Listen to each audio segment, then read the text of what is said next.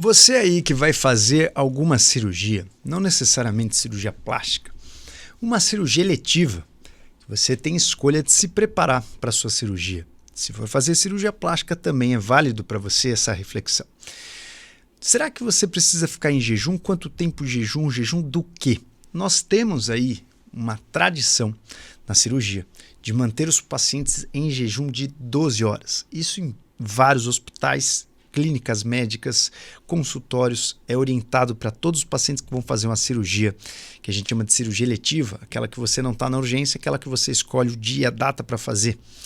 Então, geralmente, os pacientes precisam fazer 12 horas de jejum absoluto e até de água. E a gente vai ver nesse vídeo, até o final desse vídeo, um artigo que mostra alguma coisa um pouco diferente disso. Então fica comigo se você gosta desse tipo de vídeo, não deixa de se inscrever aqui no nosso canal e mandar o seu comentário se você tiver alguma dúvida para que a gente faça mais vídeos nesse tópico.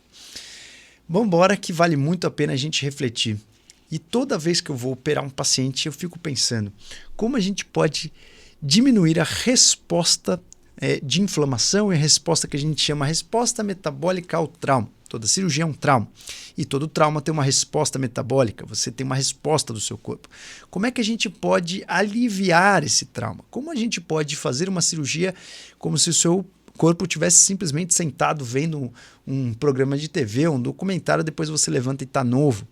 Então, estudar a resposta metabólica ao trauma permite com que a gente faça esse processo ficar mais leve, mais suave, mais gostoso, mais tranquilo.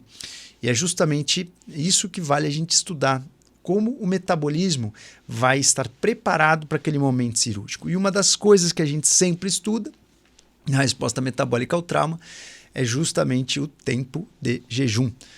Pensa uma coisa, a gente fala muito em jejum intermitente, que ele diminui a inflamação, que ele faz uma adaptação para você queimar um pouco de gordura, para você usar gordura como fonte de combustível e não carboidrato, para você aí conseguir ter uma apoptose, uma autofagia, ficam células boas. Porém, vale você lembrar uma coisa.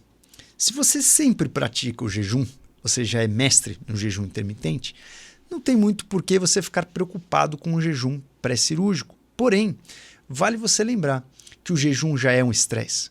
O jejum ele já é um aviso para o teu corpo que você tem que ficar esperto, que você tem que selecionar células boas, que você tem que anti-inflamar, que você tem que se preocupar em comer, que você tem que ficar mais desperto para buscar comida. O jejum já é um estresse. Só que se você vai operar, se você está frente a um procedimento cirúrgico, seria interessante talvez que você não colocasse mais fatores de estresse e você diminuísse o estresse. Então vale você pensar um pouco nessa reflexão, o que seria uma resposta de estresse adequada para o seu jejum. Então, se você já faz jejum, não tem tanto problema você chegar na sua cirurgia com jejum. De preferência, um jejum menor do que o que você costuma fazer. Então, aquelas pessoas que fazem jejum intermitente de 16, 18 horas, chega para operar com 10, 12 horas de jejum. E eu já vou falar algumas questões interessantes para você. 8 horas de jejum, porém, 8 horas de jejum absoluto, né? Pode ser. E você pode fazer aí 12 horas de jejum para sólido, porém diminuir o jejum para líquido, como a gente vai ver nesse artigo.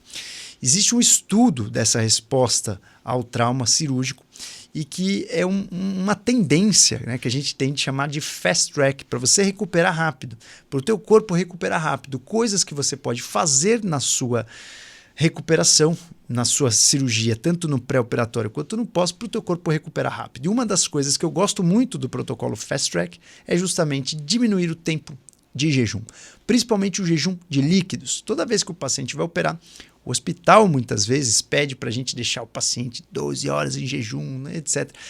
E eu vou falar para vocês um pouco desse artigo que eu trago para mostrar para vocês, é um artigo de janeiro de 2023, mas também vou falar um pouco da minha experiência pessoal e o modelo que eu gosto. Então, esse artigo é um artigo que saiu no JAMA e é um artigo bem interessante que eles estudaram aí mais de 76 mil pacientes entre 2006 e 2021, pacientes do hospital de referência da Holanda. E esse hospital ele dividiu esses pacientes em idade, dividiu em sexo, né, homens versus mulheres, e analisou o que acontece quando você faz o jejum, né, que é o jejum propriamente dito, né, pré-cirúrgico, e quando você deixa o paciente tomar água livremente antes da cirurgia.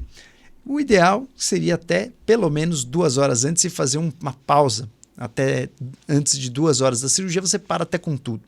Mas é ou água ou líquidos claros, né? Se você, por exemplo, tomar um suco de maçã coado, já poderia entrar nesse grupo. Então, em um dos grupos aqui desse estudo, eles pegaram aí as pessoas que fizeram esse jejum aí, que a gente pode chamar de jejum de líquidos, né? E esse jejum de líquido é um jejum bem interessante, porque você consegue manter a sua hidratação. Aquelas pessoas que têm muitas, né, principalmente mulheres que eu opero, que têm fobia de fazer um jejum muito longo e às vezes que tem até hipoglicemia, né? Então, isso de uma certa forma, todas as condutas que dão certo em cirurgia, em medicina, a gente tem muita dificuldade em aprimorar, porque você fala assim, não vou mexer no time que está ganhando. E o jejum é uma delas. Como a gente fez jejum muito tempo antes de cirurgia, por que a gente faz jejum antes da cirurgia? Porque se o teu estômago estiver muito cheio, quando você for operar, você pode ter aí uma náusea, principalmente se você for fazer uma anestesia geral ou até com as medicações, vomitar e aspirar teu vômito, e que isso passa a ser uma complicação muito grave. Então, muitas vezes a gente opta para o paciente chegar já com o estômago completamente vazio. E se por um acaso você pode ficar em jejum, por que não? Só que a gente esquece que o jejum também é uma resposta estressante, né? Gera uma resposta estressante. Então, por que não a gente acertar exatamente o timing do jejum?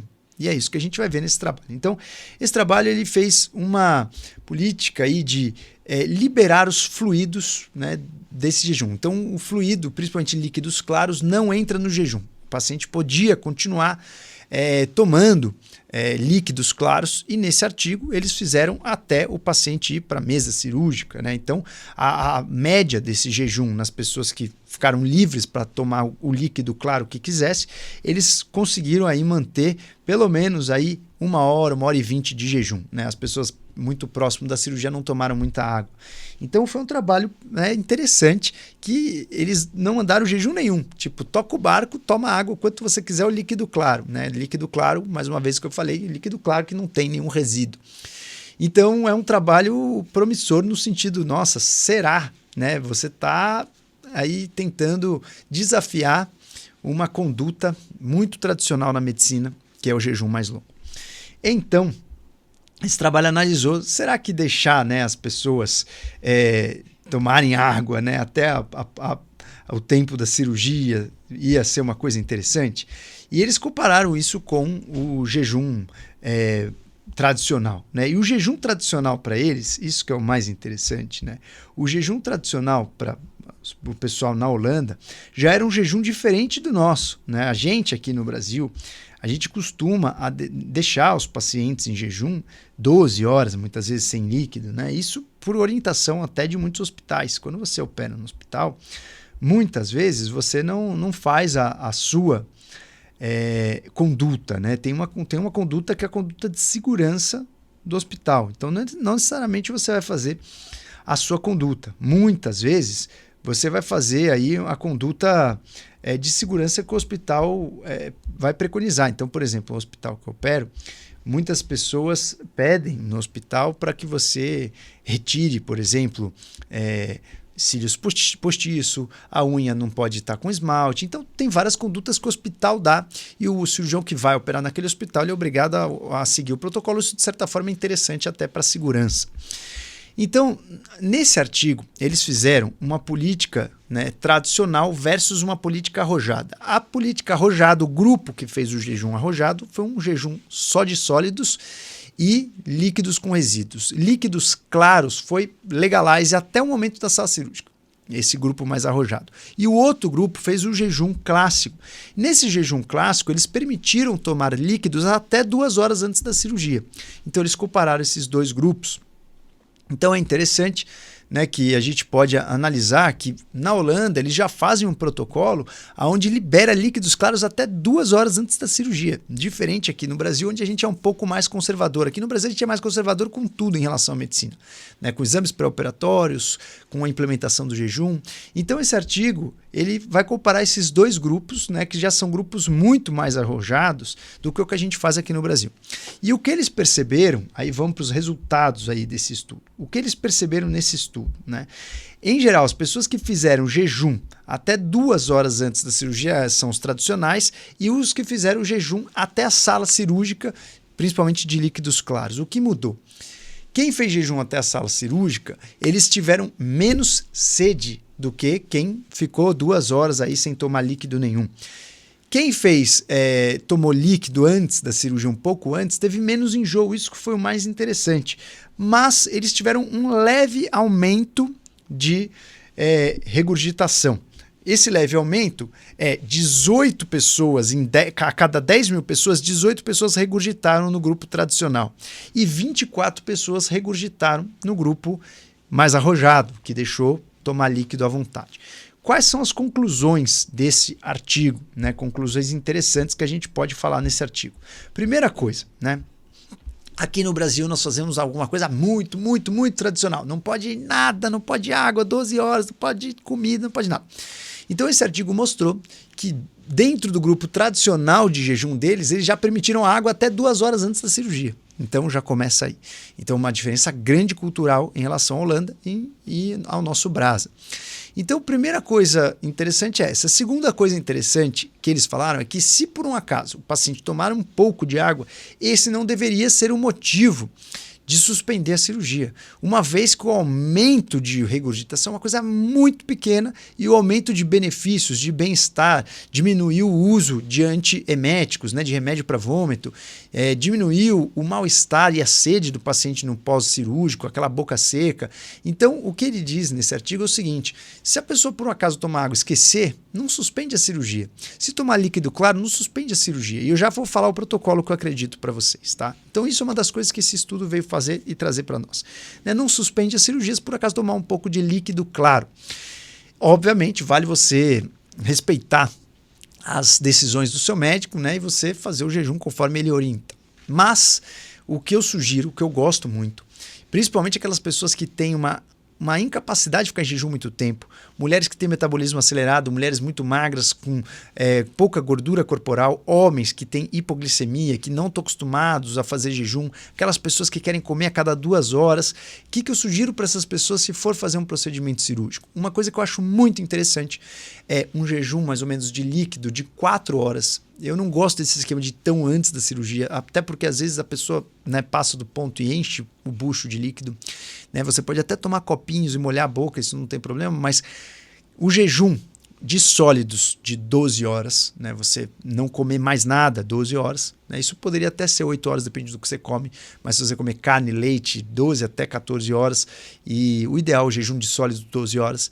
E o jejum de líquidos, você tomar um líquido, principalmente que tem um pouquinho de carboidrato. Aí uma dica interessante é misturar algum carboidrato, principalmente complexo, para você ir liberando aos poucos. Pode misturar uma maltodextrina, muitas vezes, ou fazer um suco de maçã coado, que não é um carboidrato complexo, mas você pode fazer um suco de maçã e colocar um pouco de maltodextrina até 4 horas antes da cirurgia. É um esquema interessante, onde você tem aí um aporte, né, de pelo menos algum pouco de macronutriente, você tem um aporte de líquido, você vai ficar menos desidratado, com menos fome e uma menor resposta traumática, estressante. Isso nem sempre é factível, porque se o paciente não estiver muito orientado a isso, e ele tomar ou comer alguma coisa e confundir, né, é muito difícil você falar para o paciente o que é jejum de sólido, o que é jejum de líquido. Às vezes ele confunde, pode comer ou não pode. Então, às vezes é mais fácil falar assim, não pode nada por 12 horas, e ele vai obedecer. Então, muitas vezes, por dificuldade de orientação, a gente faz uma coisa mais rigorosa. Mas se você tiver aí como lapidar o seu sistema, né, que você é mais interessado em aprofundar na questão, para de comer coisas sólidas por 12 horas e você pode tomar líquidos claros por 4 horas da cirurgia. Então, uma dica é, compre em alguns suplementos, você pode fazer isso com derribose, você pode colocar uma maltodextrina, Você pode colocar várias formas aí de carboidrato, né? Nem que seja misturar um pouquinho de suco de maçã com água, coado, é um carboidrato um pouco mais simples, mas fica legal. Você pode fazer outros tipos de suco, desde que seja claro, né? Desde que você possa comprar, por exemplo, um suco de uva, né? Aquele suco de uva claro, você colocar com um pouquinho de água já é um bom suporte. Você pode usar palatinose. Tem muitas formas aí de você conseguir fazer esse jejum de uma maneira bacana, onde você mantém um pouco de carboidrato complexo ou carboidrato simples, né? Você pode misturar os dois, isso seria bem interessante, né? Você misturar um pouco dos dois. E qualquer loja de suplemento, né? Você tem aí uma capacidade de comprar um suplemento para você misturar, de preferência que não tenha resíduos, que ele misture bem e que de preferência não tenha corante, não tenha cores, né? Então é muito interessante você notar que o seu corpo vai precisar de energia, e é mais interessante que você coloque algum tipo de energia limpa no teu corpo, né? Que você coloque algum tipo de carboidrato limpo, que você não tenha fibras, né? Que você não vai ter resíduos. A fibra, muitas vezes, ela gera resíduo. E se você gerar resíduo, você pode estar com o estômago cheio durante a cirurgia. Então, 3 coisas que você pode colocar na sua água, né? Ou no seu suco de maçã coado, que seriam interessantes. Você pode colocar a maltodextrina, que é um carboidrato complexo, vai aumentar um pouco o índice glicêmico, mas nessa ocasião não vai ter tanto problema, você vai ajudar o teu corpo a ter um pouco mais de reserva. Você pode colocar D-ribose, que ela é uma pentose que ajuda a tua mitocôndria a funcionar melhor. Você pode colocar também aí na sua água um BCAA, né, que é um conjunto de aminoácidos que você também ajuda o seu templo a ter uma reserva e não catabolizar e não perder tanta massa. A gente já fez um vídeo bem interessante sobre os BCAAs, que são os aminoácidos de cadeia ramificada. E para finalizar, a 4ª dica aí, você pode colocar a palatinose. A palatinose, ela é um carboidrato que é um disacarídeo, né? Então ela é um carboidrato um pouco menor do que o polissacarídeo, mas ela não aumenta tanto ela tem um índice glicêmico mais baixo, ela não aumenta tanto a sua resposta insulínica, né? Ela não vai provocar tanto uma resposta insulínica no seu organismo. Então você pode colocar qualquer um deles, né? A ideia aqui não é aprofundar no suplemento, fazer alguma coisa muito difícil, é só você colocar um suporte de macronutriente, pode ser um mix de carbo com um pouco de aminoácido ou só carboidrato. Isso vai ajudar muito a sua resposta metabólica ao trauma, isso vai ajudar muito você não ter tanta fome logo depois da cirurgia, vai ajudar você a estar com mais energia, com mais disposição, vai ajudar você a estar mais hidratado depois da cirurgia. E você não vai impactar em risco de aspiração, risco de vômito, se você separar esse intervalo de pelo menos 4 horas antes da cirurgia. E aí, por muito tempo na minha prática cirúrgica, eu falava para os pacientes consumirem aí um carboidrato logo depois da cirurgia. Eu fazia uma manipulação de um suplemento que eles tomavam logo depois da cirurgia. A grande questão é que muitos hospitais não deixam você entrar com suplementação ou com coisas de fora logo depois da cirurgia, que isso acaba impactando na segurança do paciente, se todos os pacientes quiserem trazer o próprio suplemento, a própria comida. Então eu parei de orientar os pacientes a fazerem isso, mas também pode ser uma coisa interessante se você tiver aí a oportunidade. Então, esse artigo mostrou para nós que vale a pena a gente sempre estar atualizando os nossos conceitos, e ao mesmo tempo mostrou para nós que nós somos muito enraizados em condutas que nós já consagramos como positivas ou benéficas, e dificilmente a gente, como cirurgião, modifica o time que está ganhando. Então por isso que você vê em muitos lugares ainda a orientação de 12 horas de jejum. Ela é mais fácil, ela é mais prática e ela é tradicional e funciona. Porém, se você quiser lapidar a tua resposta metabólica, vale você conhecer um pouco mais o seu templo e você conversar com o seu cirurgião para ver se pode fazer o protocolo Fast Track. Se você gostou desse vídeo, não deixa aí de dar nosso feedback, né? Dá um feedback para a gente, manda suas perguntas que a gente grava mais vídeo com tópicos parecidos. Um beijo e até a próxima.